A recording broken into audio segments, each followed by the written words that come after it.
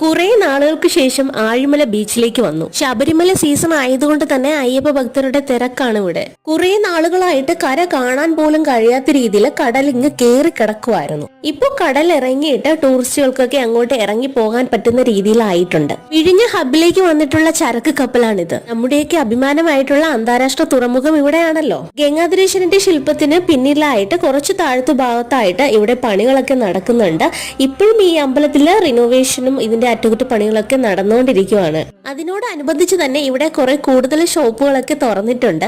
അതുപോലെ വെള്ളം വലിഞ്ഞത് കാരണം കുറച്ച് കൂടുതൽ ടൂറിസ്റ്റും ഇവിടെ കാണുന്നുണ്ട്. ഇവിടെ നല്ല ചൂട് ഉഴുന്നുവടയും പരിപ്പുവടയൊക്കെ ഇടുന്നുണ്ട്. അപ്പൊ അത് കണ്ടപ്പോൾ ഞങ്ങൾ ഒരു ചൂട് ഉഴുന്നുവടയും നാരങ്ങ വെള്ളമൊക്കെ മേടിച്ച് കുടിച്ച് ഇങ്ങനെ ഭംഗിയൊക്കെ കണ്ടോണ്ടിരിക്കുവായിരുന്നു. ഈ ഭാഗത്തൊക്കെ ഇതിനു മുൻപ് നല്ല വെള്ളം കയറി കിടക്കുന്ന ഒരു സ്ഥലമായിരുന്നു. അതിനുശേഷം പൈനാപ്പിൾ കട്ട് ചെയ്ത് മുളക് പൊടി ഉപ്പൊക്കെ ഇട്ട് മേടിച്ച് കഴിച്ചിട്ട് ഞങ്ങൾ അവിടുത്തെ കാഴ്ചകളും കണ്ട് ഇങ്ങ് പോന്നു.